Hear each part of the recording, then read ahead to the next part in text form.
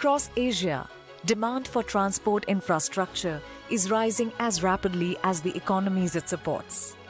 And for millions of people, mobility shapes everyday life. For the OPEC Fund, infrastructure is about more than moving people from one place to another. It is about bringing people closer to what matters most.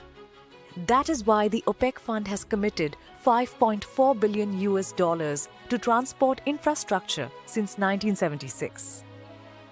In India, the OPEC Fund is helping finance Mumbai Metro Line 5, easing congestion and improving daily travel for more than 500,000 commuters, making journeys faster, safer, and more reliable across one of the world's busiest cities.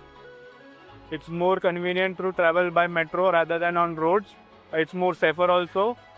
It's very important to feel safe whenever or wherever you're going, and I don't feel that safety when I'm traveling via local or a train as compared to traveling via metro. It's very safe. In Vietnam's Vinh Phuc province, the Dam Vac Bridge transformed how two communities reach one another. With OPEC Fund support, what was once a long and difficult journey across the lake became a direct, everyday connection, giving people easier access to schools, markets, services, and livelihoods. Trước khi chưa có cây cầu thì bọn con sẽ rất mệt khi đi đường vòng và đi một quãng đường rất xa, tốn rất nhiều thời gian ạ. Khi cây cầu được xây dựng thì bọn con sẽ được đi một quãng đường sẽ gần hơn và có thể. Ngày xưa là chưa có cây cầu này là tôi đi lên thăm họ hàng anh em ở trên đấy thì là tôi phải đi vòng mất 6-7 cây số. Có những lúc mà đi vòng ở dưới kia lại còn phải đi xe đạp, nó đi bộ chưa có thuận lợi như bây giờ. Nhưng bây giờ tôi chỉ có đi 5-10 phút là tôi đến nơi thôi.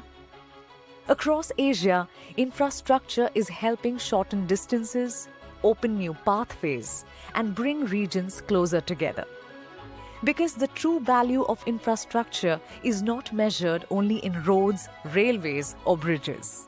It is measured in time saved, in safer journeys, and in everyday life made easier.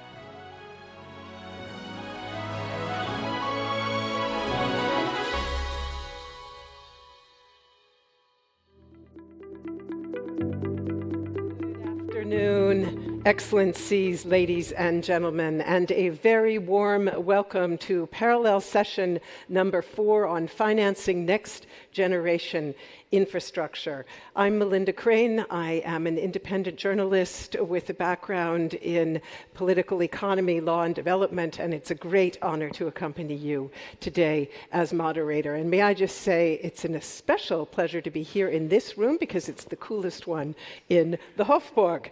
So hope everybody's enjoying that. We are holding a panel on what is one of the most defining challenges in Asian development finance. The numbers are striking. Asia's infrastructure financing gap runs into trillions of dollars annually. Governments across the region are working with ambitious national agendas to close that gap, but public budgets alone cannot come close to the scale that's required. The gap is not new, but its impact and its dimensions are changing with the rising importance of digital connectivity. And what is new, and what makes this session timely, is the degree to which financial architecture itself is evolving. And we heard about this in our opening plenary today from President Al Khalifa, among others. Blended finance, risk-sharing mechanisms, capital market instruments, South-South collaboration, all of them open pathways that didn't exist a decade ago. Our outstanding panel brings together a very wide range of perspectives. Our title is Connecting Communities, a reminder that infrastructure isn't an end in itself, and we heard that just now in our film, and we saw it at the beginning of President Al-Khalifa's speech in that bridge that allowed a young girl to go to school safely. Infrastructure is about connecting communities so that individuals in those communities can take part in social and economic life. And I know we will be bringing that point in our discussion with our panel. I now have the great honor to introduce them, and I'll ask them to please take their seats on the stage as I introduce them, starting with His Excellency Longpo Leki Dorji. He is Minister of Finance of the Royal Government of Bhutan, currently overseeing, amongst other endeavors, the Dorjilung Hydroelectric Power Project, Bhutan's largest infrastructure project ever. And he has described the financing infrastructure as enabling transformational infrastructure investment without unduly burdening public finances, and that's what we'll hear about later on. It's also a great pleasure to welcome Ms. Sabina Qureshi. She is Additional Secretary at Pakistan's Ministry of Economic Affairs, responsible for managing external economic assistance and coordinating partnerships with multilateral and bilateral institutions. Pakistan does have one of the most extensive development finance partnership networks in all of Asia across a large and complex infrastructure portfolio that I know we'll hear more about in just a moment. So, Madam Qureshi, please. It's a great pleasure to welcome Mr. Khalid Kadori. He is Vice President, Private Sector at the OPEC Fund for International Development, leading its work, supporting commercially viable infrastructure projects on a scale that governments cannot undertake directly in areas from renewable energy to logistics and digital corridors. The latter includes finance for digital infrastructure in Central Asia, including a landmark data center in Uzbekistan. So hopefully we'll hear more shortly. Please, that's your seat. And finally, Ms. Jeanne So is Managing Director and Head of Structured Finance Asia at SMBC, which is the Sumitomo Mitsui Banking Corporation, one of the most active commercial lenders in Asian infrastructure and project finance. And she brings deep expertise supporting countries as they navigate the energy transition and has been a consistent voice in regional fora on what it takes to mobilize private capital at scale. So many thanks to you and to all of you for being with us today. So I'd like to start out with an overview of the architecture of cooperation, because Asia's infrastructure financing gap isn't a question of ambition. The ambition is clearly there. It'd be wonderful if everybody would put their mobiles on mute if you haven't done so. Thank you.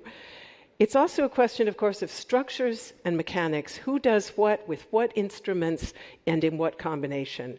And I want to start by establishing those distinct roles of the different actors, beginning with the view from a government that has had to be particularly inventive in how it finances development. Your Excellency, Minister Dorji, Bhutan has pursued an approach to infrastructure financing that deliberately combines public resources, multilateral support, and private investment to deliver at scale while protecting scarce fiscal resources. What does that model look like in practice? Can you perhaps share a few examples and what are the most important lessons that you have learned in making this work? It's on. Thank you. First of all, my name is Leki Dorji. I'm a Minister for Finance for a very small country called Bhutan. Bhutan, to introduce a little bit, is a small country, landlocked, and located in the eastern ranges of the Himalayas. We have just graduated from the least developed country category in the end of December 2023. But we are one of the a few carbon negative countries in the world. We take great pride in doing that, and we work consciously towards, we have actually committed to remain carbon neutral forever. But of course, we are making a lot of sacrifices to do that. And now, although as a very small country, we have great ambitions. We have always propagated what's called cross-national happiness. This is a concept that when all your development efforts should not just be economic progress. Minister, I'm going to ask you to lift your microphone a little bit higher because we're getting a bit of feedback. Thank you. Okay. So basically, that's so that economic progress. With that, we want to, promote and preserve your culture, and then the most important one is, of course, to preserve your environment. Now, after graduating from the LDC at the end of December 2023, then we find that that the concessional financing is not in abundance, and the ODA it's also shrinking. So there's a lot of pressure. So we have been working towards how to finance our infrastructure projects, and also we have also come up with very ambitious projects in terms of develop. We said that we want to double our GDP. By 2029, we want to double our GDP, and by 2034, we want to quadruple that. And we are also working on what we call 10x, 10 times economic fall. And I think it's possible because our base is very small. I think our GDP is probably smaller than many of the family offices in Europe or in other places. But I think that's not the fact. So then currently we are working on 13 5-year plan, and then with the help of this Climate Vulnerability Forum, we have come up with our climate prosperity plan, with that Bhutan resource mobilization plan. And through that, we are trying to come up with the project plans and infrastructure projects and how to finance that.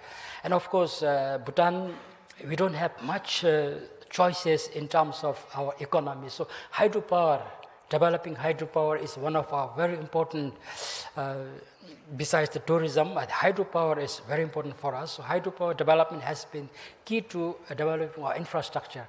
Previously, we have always done hydropower development through government-to-government cooperation with the government of India. But now, I think slowly we are moving towards capital stacking, where we try to invite private sector and make it more affordable for them in terms of making the blended finance, mixing the finances from multilateral banks, the finances through concessional lending, all those things. And so we try to make it more affordable for the private sectors. It becomes more attractive for them. So that's how we are trying to do it.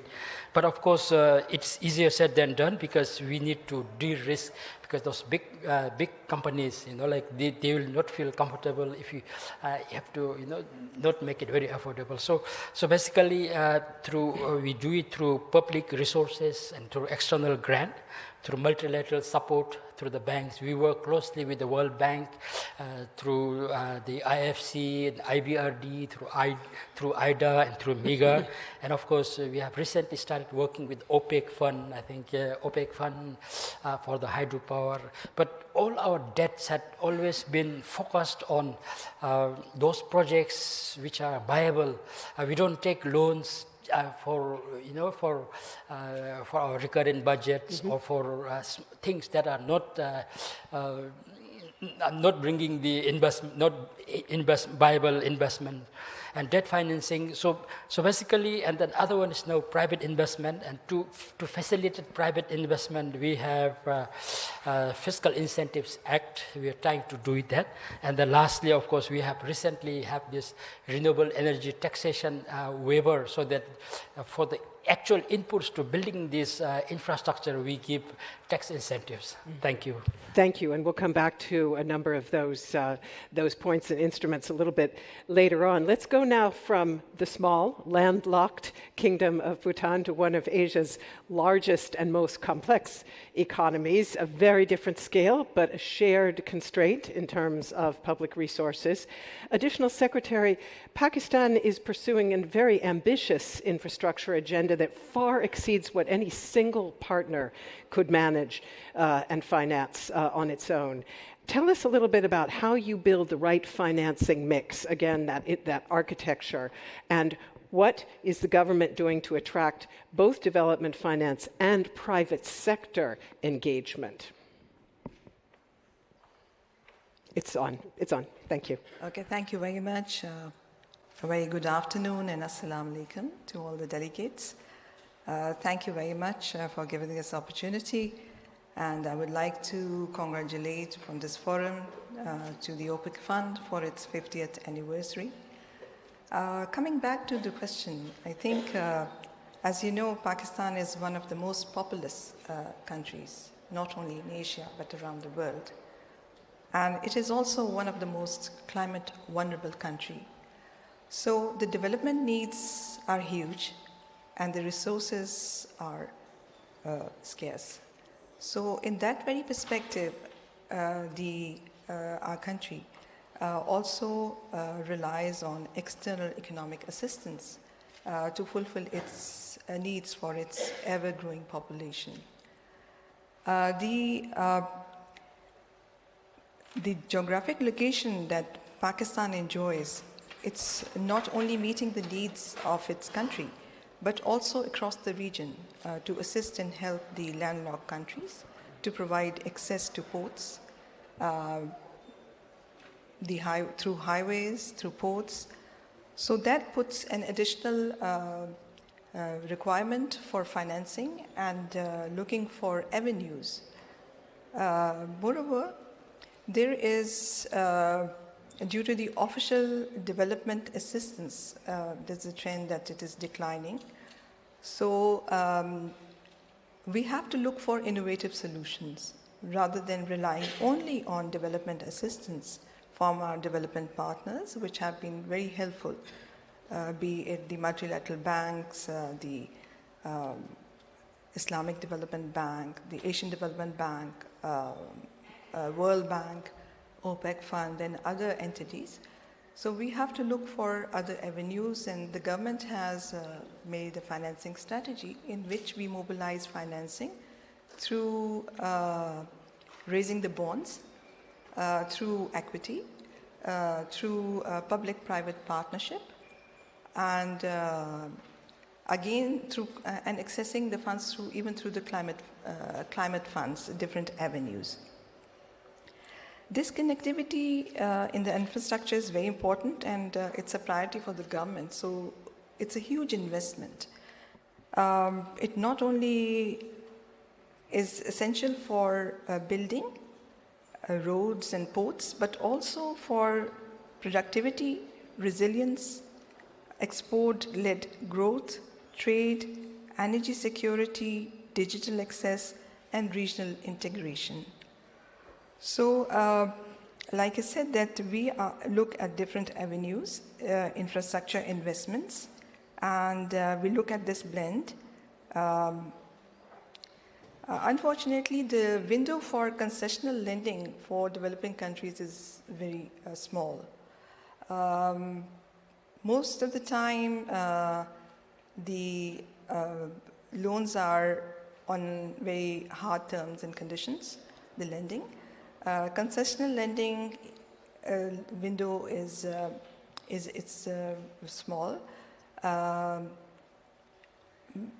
We have seen also that sometimes pledges are made, but they do not mature to commitments, and if it commitments, then they are not timely dispersed. So that adds additional burden on the national exchequer, and we have to finance the infrastructure projects from our own resources.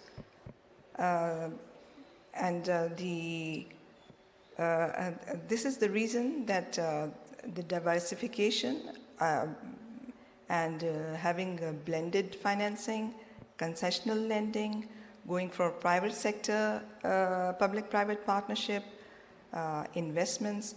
So there's a whole mix that the government is presently pursuing. Thank you very much. And Mr. Khadouri, the OPEC Fund operates across both sovereign and private sector financing. Talk to us a little bit about how those two windows play different roles and at the same time also complement one another. So what does the private sector window look like in practice when it comes to infrastructure? Maybe you have examples that you can share with us. And how does it then fit together with the public sector piece? Thank you, Melinda, and it's a pleasure, Your Excellency, the Additional Secretary, and John, to be on the panel with you. Actually feeds on very well to what the Additional Secretary was just saying. we're seeing that there is a lack of concessional funding for governments. You mentioned it at the onset, Melinda, how infrastructure and how you look at infrastructure has changed. The OPEC fund, the shareholders saw this change in 1998 and established our private sector window. So since then, it's grown to 10 billion out of our 32 billion commitments, and over 40% of our book right now is in infrastructure. But it's going back to exactly what you said, what is infrastructure? It has gone beyond looking at projects on a standalone basis, and it's looking at the connectivity. And as the OPEC fund, back to your question about the sovereign and the private, the sovereign team is there to make sure we have that enabling environment. The phase that Bhutan's going through now, there to support the government at their initial stages of growth as they move and as they go forward. You then have countries such as Pakistan that's taken that step, where we have come in back in 2011, I believe, on a wind farm that was privately sector-led. So you see that the private sector is a crucial part of what we do, but it's an ecosystem between the private sector and the public sector. And as the colleagues mentioned, and it was mentioned this morning, if they're not working together, then you're not going to bring long-run sustainable infrastructure.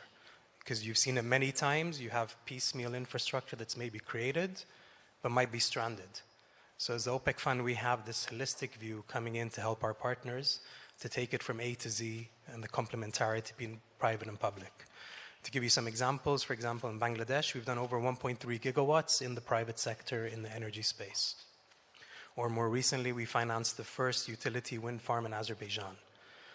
But none of that, the private sector, wouldn't have been done if it wasn't for our sovereign teams helping create that enabling environment. So I wouldn't look at them separately. It's completely complementary. And that's where we need to continue looking as MDBs, especially working with our partner countries. In our preceding panel here in this room before lunch, when we were looking at cities, we heard the words integration and alignment coming up again and again to describe exactly what you just talked about. So clearly those are key parts of this architecture, and we'll talk about that a little bit more. But I'd like to stay now with the question of the private sector and come to a commercial banking perspective, because private capital, as we just heard, doesn't move automatically, even when policy frameworks are strong and amenable.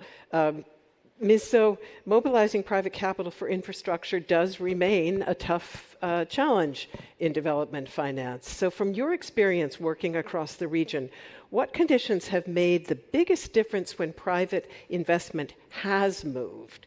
What does it take, and what does that tell you about where efforts need to focus in future? Thank you very much for inviting me to this forum. I think it's also, I'm glad that we'll be able to provide commercial bank perspective to infrastructure financing in Asia. Just to put things in context, Asia is not a single market. So we have ASEAN, we have South Asia, and we have East Asia like Japan, Korea, Taiwan, China. So each country has its own infrastructure model, has its own policies and its own framework. So we are actually looking at a very diverse market with very different ambition. I think one of the key challenge, I would say, for Asia remains as, like any private capital, I think fundamentally they are looking at this few factors across all the region: predictability, bankability, and scalability. So I think for Asia, one of the key challenge is therefore having bankable projects. I think in certain Asian economies, I will use the word lack of political will, because lack of clear government policies and framework, it is difficult to have a bankable project. So we always say that there's no lack of private capital. So so long as you have a bankable project, you will be able to mobilize capital into those projects. So that remains as the key challenge for Asia. And working across different countries and different projects, I think once you have a certain framework in place, we are able to unlock opportunities together with NDBs. I think there are projects which probably are still marginally bankable, So the role of MDBs are very critical because they are able to provide credit enhancement, which includes concessional capital or longer tenor, credit enhancement, which makes the project more bankable from commercial lenders' perspective. So with that, that partnership is important, and we have financed many projects using that public-private partnership model. Thank you very much. So let us now do a second round of exchange and go deeper on the specifics of sectors, financial instruments, and tools, because I think the new architecture of cooperation and its merits become most visible when we see how it's working to support concrete projects on the ground. And Minister Dorji, you mentioned hydropower. It is the centerpiece of Bhutan's development and export strategy, exporting power. The Dorjilung project illustrates that shift. I mentioned it in your introduction. And in fact, you told us that you did something different. You moved away from government-to-government financing arrangements toward a commercially structured model that brings in partners such as Tata Power, for example. How does Bhutan position itself to attract independent power producers and private investment? And what enabling conditions and or reforms did you put in place before that? Thank you. Thank you. Like I said, hydropower has always been the backbone of our Bhutan's economy. And as of now, we have roughly about 3.5 gigawatt of hydro clean energy. And we have made this ambitious plan that by 2040, we want to put 20,000 megawatt of electricity, renewable energy by then. And to do this, I think we have made a lot of plans and programs. And like you mentioned, I think Dorjilung is one of the very important projects that we have been working with the World Bank Group. World Bank Group is spearheading that, and it's going to cost us about 1.7 billion US dollars. But that will actually be financed through sort of like a blended finance, where IDA is involved for about $300 million, and 150 million being the grant and 150 million concessional. Then we have also through IBRD, and then majority of them will be through the IFC, which is spearheading this. And out of this, I think Tata Power in India is going to be the shareholder. 40% ownership will be Tata Power, and we are working towards that. For Tata Power, it is attractive because this, because we always work through concessional agreement with the government. We give a lot of concessions, like I mentioned, through terms of taxes and through so many other things. And of course, before we actually even build, we also have a long-term power purchasing agreement, because Bhutan being very small, we cannot, at one time, we were actually exporting 76% of our energy to India and neighboring countries, through India to neighboring countries. Right now, of course, we see energy as more of a raw material for our industry. So we now actually need a lot more power than what is, but energy security is one of our main concerns. So that's why Dorjilung is very important for us. And for a project like Dorjilung to come, so Dorjilung, then we have so many other projects. We have already identified Dorjilung. Tata Power is going to develop 5,000 megawatt. Then Adani Group is going to develop another 500 megawatt. Then we have GMR and so many other. Right now we have been mostly working with India, because power offtake has to be in India. So, and for this to happen, I think we think that it's also attractive for the investors, the foreign direct investors, because there's a sovereign backing, and revenue predictability is there because you have a long-term power purchasing agreement. Second one, of course, the carbon negative operations. These are like renewable energy, carbon negative, Bhutan being a very carbon negative country. So these are through ESG projects. So you can also get carbon credits for those. And the other one is, of course, sustainable development has been one of our 4 key focus of our development for a very long time. So this is also through sustainable development, because although our debts go up because of this, but then it's always sustainable, because all, repaying by itself through the funds itself. Mm-hmm. And other one is like regional economic integration. Like Bhutan's economy is tightly integrated with India, and India, of course, is a huge market. So there's a huge market. They have a lot of solar energy, but hydro energy is needed to balance the grid. So it's a mutually beneficial for both the countries. And through India, regional integration to South Asia and Southeast Asia is possible. And as for the independent power producer, we have been facilitating them through this. Previously, it has always been through government-to-government contract, but now I think more of public-private partnership, government facilitating them. Of course, we always keep the majority. 60% is always maintained right now, and then the other partner takes about 40%.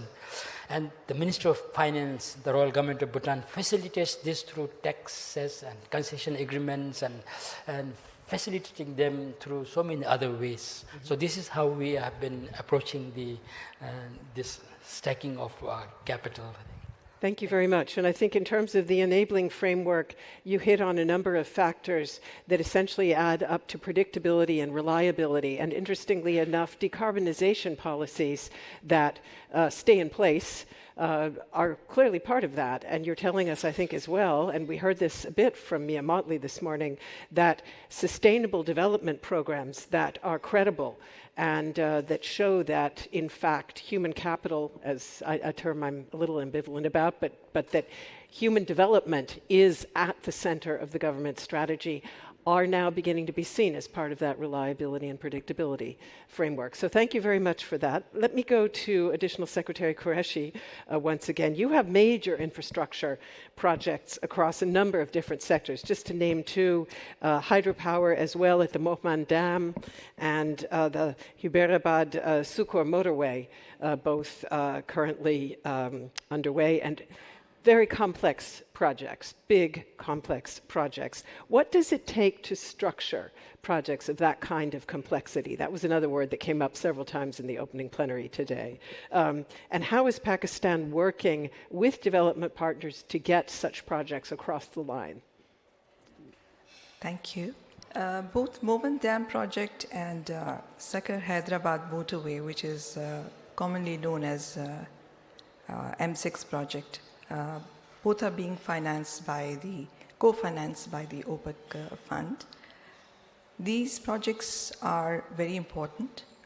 They have a place in the national priority, and these are transformative projects.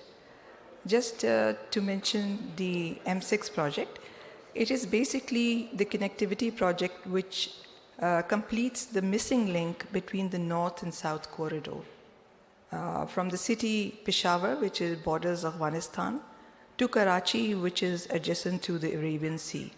So it is an opening for not only transportation, but also for trade, economic activity, and these also run parallel to, they supplement, in fact, the two other regional connectivity projects, that is the CPEC, which is China-Pakistan Economic Project, and the ADB-funded CAREC project, which is Central Asia Regional Integration Project.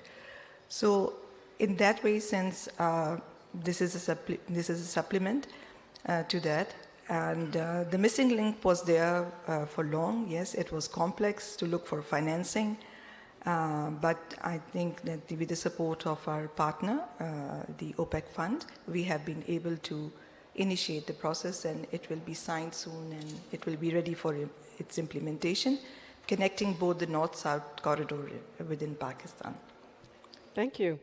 And Mr. Khadouri, as I mentioned at the outset, Asia's infrastructure gap isn't new, but we are seeing new approaches to closing it, including most especially from the OPEC fund. So tell us a little bit how you would describe what's distinctive about the OPEC fund's approach to bridging that gap. Thank you, Melinda. And let me add some numbers to the quantum. So it's estimated that in developing Asia, the infrastructure needs are about 1.7 trillion per year up to 2030. Now let's look at it from the other side. So at the OPEC fund, we have a syndications desk. We talk to investors. It's exactly what was being said before. It's about perception, right? Our role as MDBs is, and as the OPEC fund, is how do we bridge that gap between perceived risk and the actual risk? Because you have institutional investors who are sitting on over 100 trillion in assets globally. They're looking for strong risk-return profiles. Studies have shown that in developing markets, emerging markets, your risk-return profiles can be even better than what we know in developed markets. So this is exactly where MDBs need to step in. We need to bring not just financing, it's bringing in confidence to enable that financing to come in. As you mentioned earlier, we can't do this alone as MDBs. So we need to be able to bring in that confidence. So as the OPEC fund, I think we bring in three distinct features that we can have. First is our very country-centric approach. We're really country and client-driven. We work with our partners according to their needs and where they are in development. With Bhutan, we're very excited that we'll start working in the private sector soon, where in Pakistan we've been working there for 15 years. So I think that's number one. We follow the needs of what our partner countries have. I think second is our agility and responsiveness. We're able to react quickly to changing circumstances. You know, soon after the conflict broke out recently, we launched our E-Star initiative, helping build resilience. So we have that agility and responsiveness. And then I think crucially, in what we'll be discussing today, is the full suite of products. You know, going from the project preparation to the enabling environment, to the newer tools which are extremely important, such as capital mobilization, which we launched a few years ago, blended finance, which we only recently launched as well. So we really offer to our partners that full suite, and that's the distinct role we bring in. Thank you very much. And such an important point about the risk perception as opposed to what you might say the objective data. This is a problem that I encounter often in discussions around energy. Energy in much of the global south still with risk premia that absolutely don't correspond to the actual potential benefits offered. And clearly, that is where you go in and try to work on closing that subjective risk perception. So many thanks for that. Let me go to Madam So now. And beyond traditional project finance lending, commercial banks are increasingly deploying innovative structured finance instruments to recycle capital and also to scale their infrastructure exposure. How do you see those tools evolving in Asia, and what conditions need to be in place for them to work at the scale that this region requires? We just heard that staggering number there from Mr. Khadouri. Yeah. I think the infrastructure investment number of 1.7 trillion annually, I think that is real. And I think Asia remains still having the largest infrastructure gap, unfortunately. We are definitely looking beyond the traditional project finance type of structure. Why? Because the economies are transitioning, they are transforming.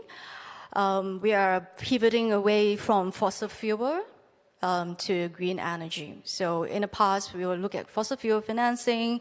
They are large scale, they are complex, and they require a lot of structure around that.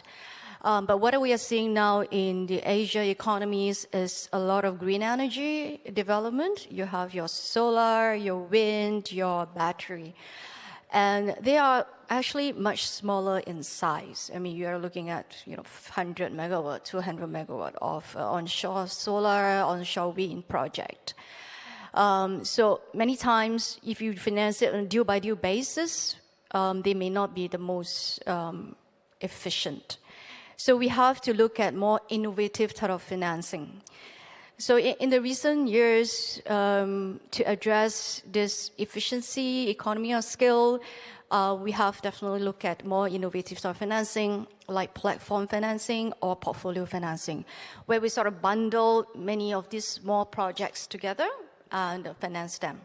So unlike in the past, we look at more structured PF type of financing. So with that, we are able to, of course, finance a few projects together. So that sort of give them economy of scale as well. The other type of financing that we are also seeing a lot in the market now is, of course, on the whole co-financing, where because of certain limitation of financing on the OPCO level, commercial lenders are more open or more flexible to look at it, one step removed. So again, that is also another type of structure which we see in the Asia market.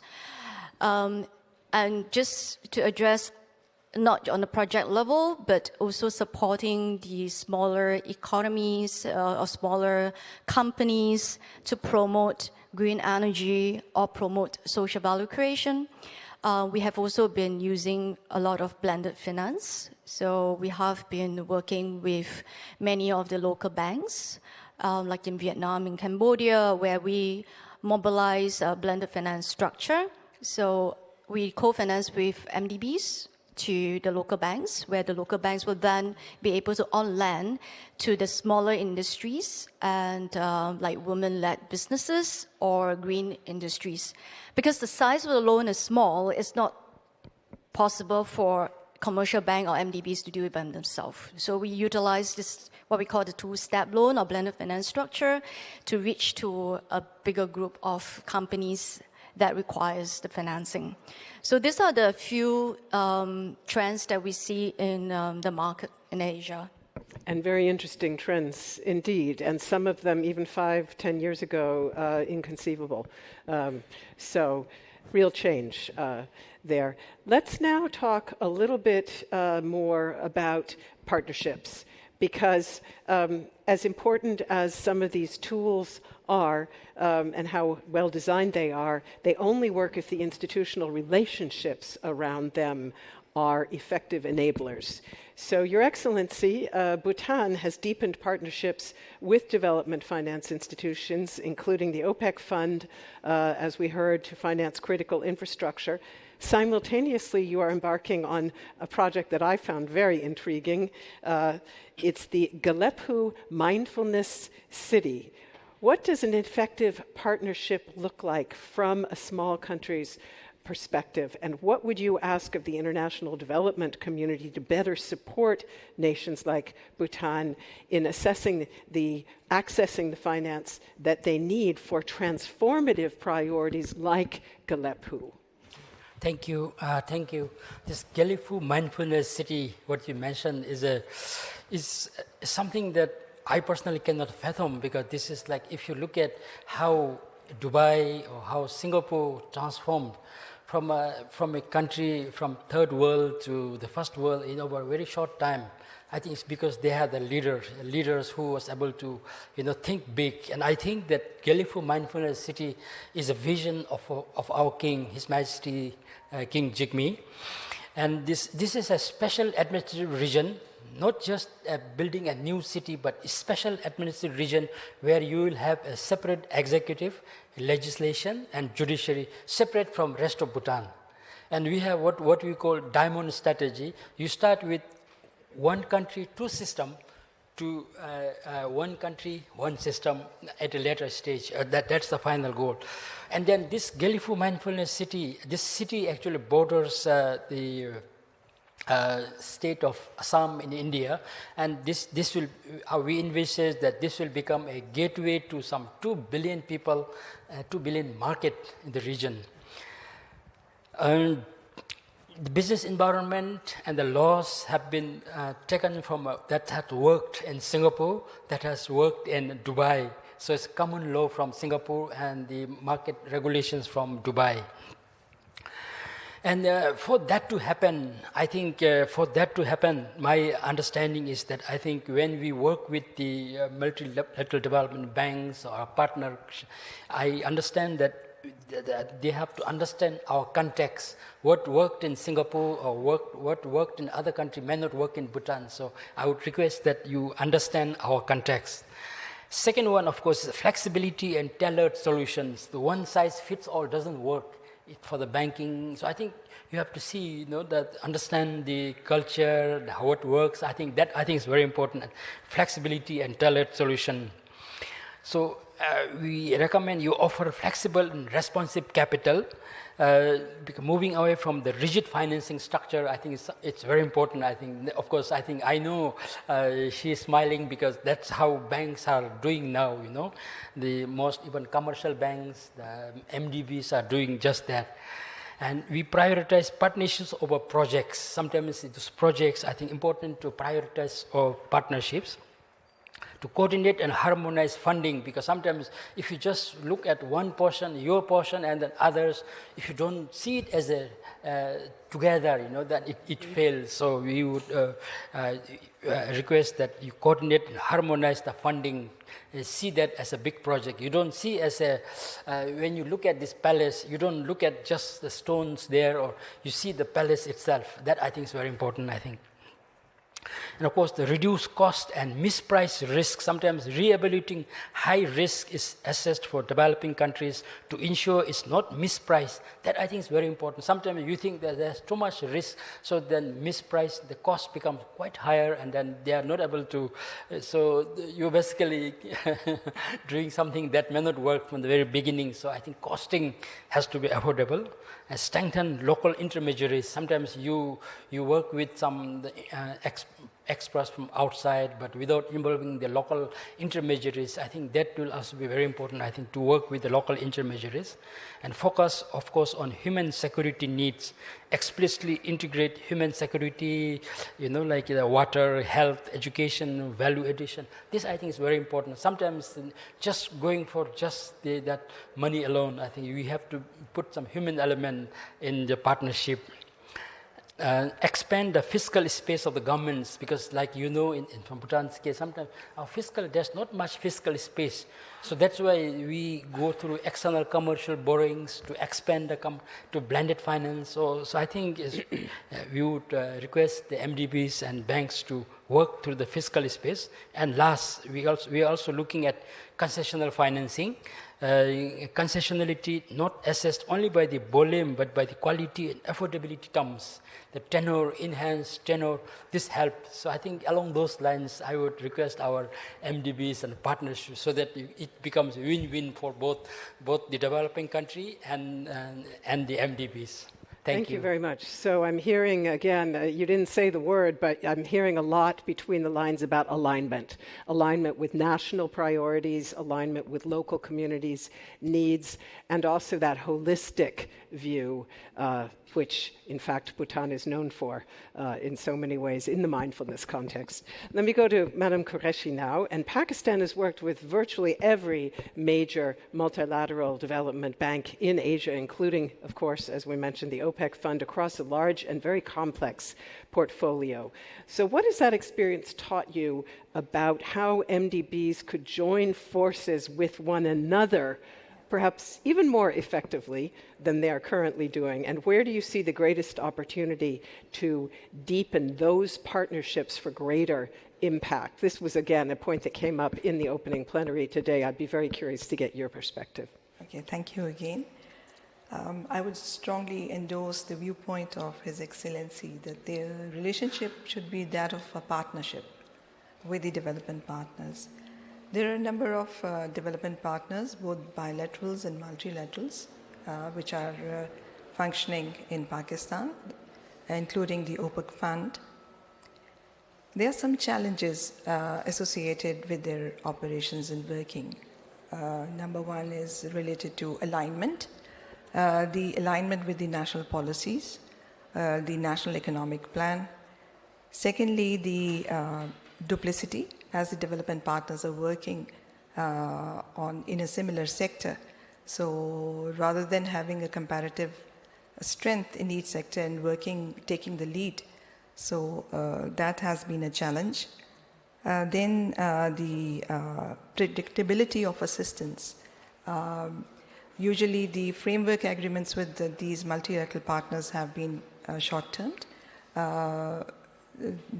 Now we have taken some steps, which I will deliberate on that in a while.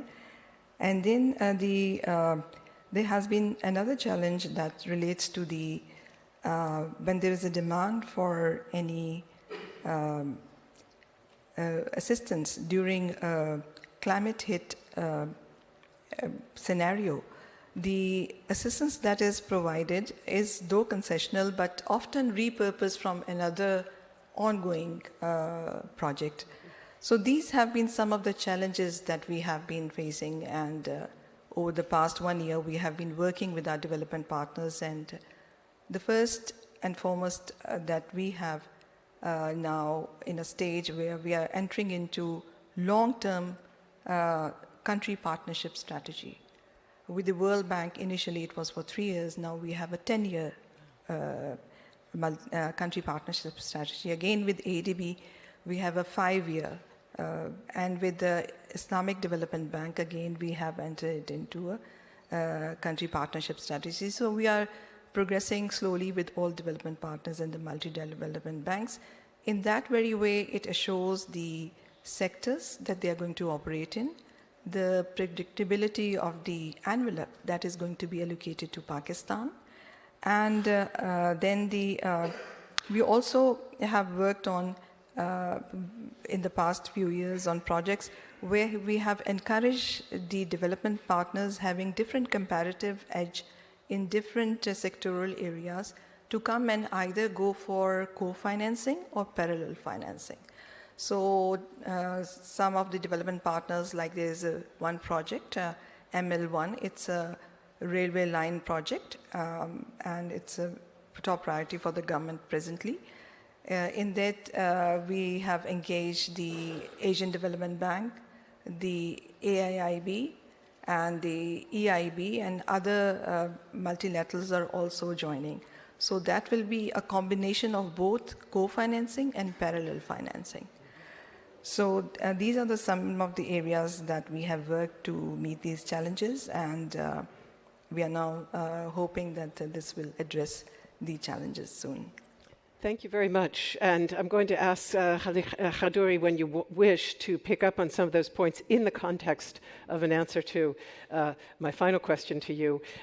Infrastructure, in fact, does amount to the largest single sector in the OPEC fund's portfolio. And under the Strategic Framework 2030, the institution has set a very ambitious target of $20 billion in cumulative commitments by 2030. How will the OPEC fund approach infrastructure financing at that scale, and where do partnerships figure in? Thank you, Melinda. Maybe just to add some numbers to what you said. So as the President mentioned this morning, we did over $3.2 billion in commitments last year. 30% of that was in infrastructure. And none of that wouldn't have happened if it wasn't for partnerships. It's no coincidence that our Golden Jubilee, it's titled as Where Partnership Empowers Progress. And just looking in the room, if we see here, we have partner DFI such as FMO, an old partner. We have new partners such as FinDev. These are our partners who we work with together.